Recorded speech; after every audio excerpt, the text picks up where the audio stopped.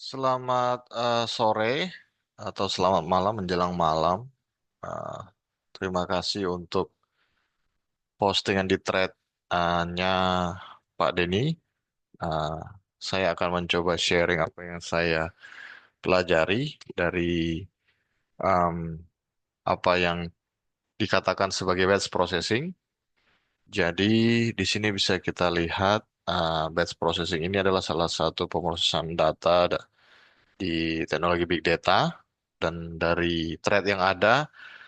Apa saja implementation consideration atau yang perlu diperhatikan? Kita langsung saja.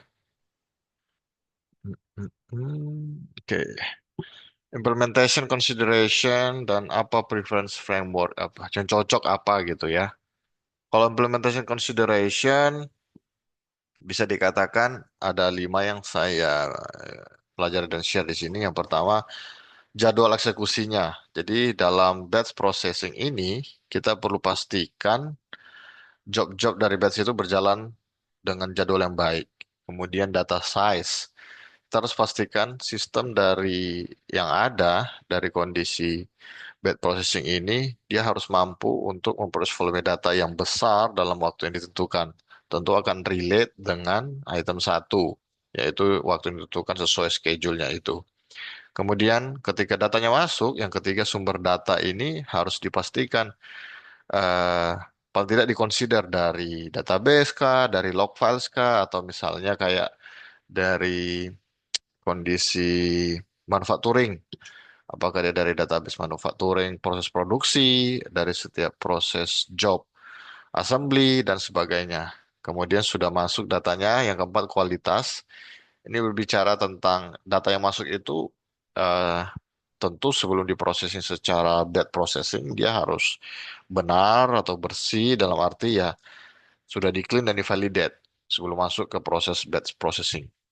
Kemudian dengan batch processing ini kita juga harus pastikan untuk implement itu harus ada monitoring dong, karena kalau tidak dimonitor tentu akan eh, terlalu pede kita menyatakan bahwa eh, tidak ada isu ke depannya. Pasti ada isu dan tentu monitoring ini sesuatu yang kita prediksi lah kita lakukan sehingga ketika ada isu kita mau cari ada isunya di mana yaitu melakukan debug, ada audit trailnya sehingga bisnis juga nggak terganggu tentunya karena ada trail history.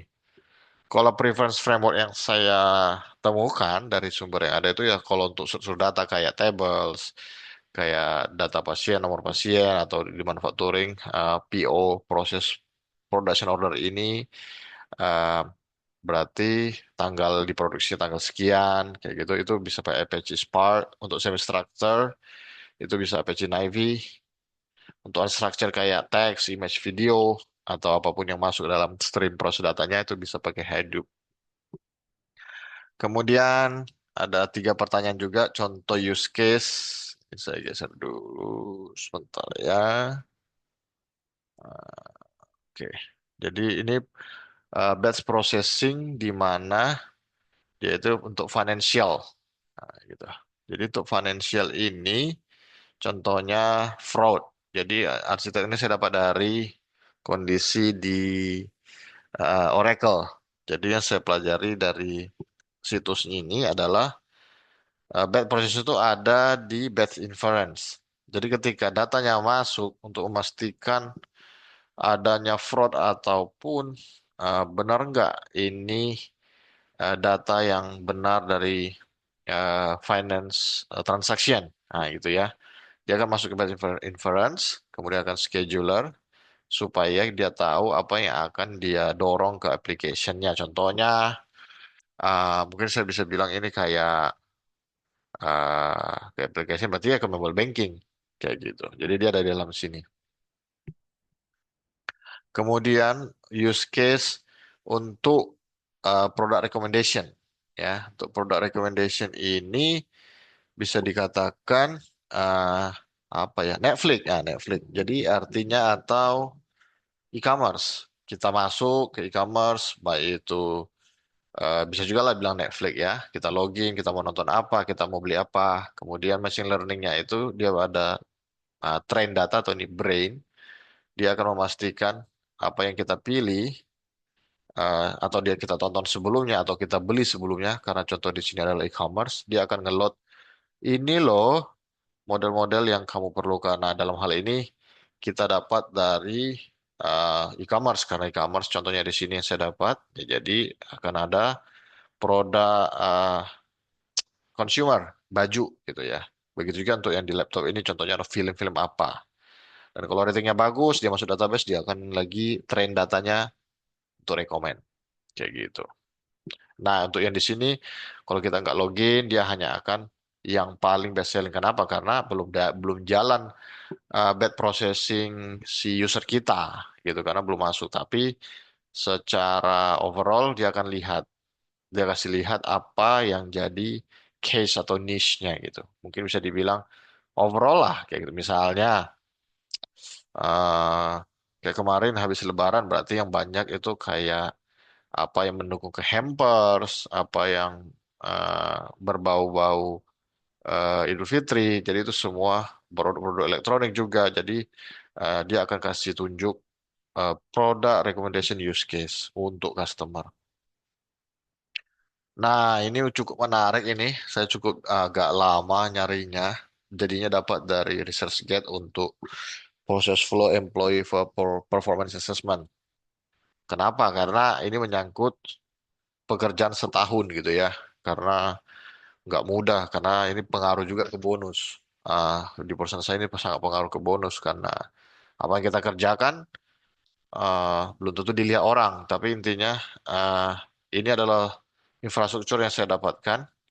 Apabila kita berbicara tentang associate atau employee, ya ada di sini. Dia masuk dulu. Tentu yang masuk ke sini adalah business service, yaitu apa goal-goal tahunannya. Dia perlu masuk dulu, ya. Apa yang terkait dengan goal tahunan, misalnya sudah di akhir tahun kita perlu masukin, kemudian akan diproses secara baik itu diagregat dengan customer, supplier, apapun itu. Ada juga domain services, proses KPI, worker, organization unit partner. Ini bisa juga barengan, kenapa? Karena menyatakan bahwa benar nggak bahwa performanya itu tercapai dan benar nggak memang dia deliver si associate ataupun si employee-nya, karyawannya.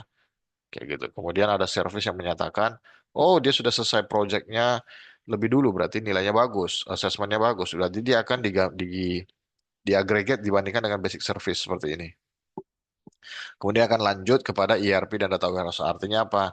Ya, ini lebih ke arah bagaimana hasil dari performance managementnya itu, appraisal lah kita bilang ya, appraisalnya itu ya sudah akan selesai dan akan didistribusikan lah. Begini loh hasil daripada pencapaian kamu secara tahunan.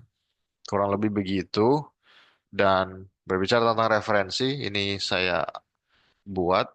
Ini satu yang pertama tentang apa yang saya pelajari tentang back processing, hal-hal yang perlu dipertimbangkan di slide awal.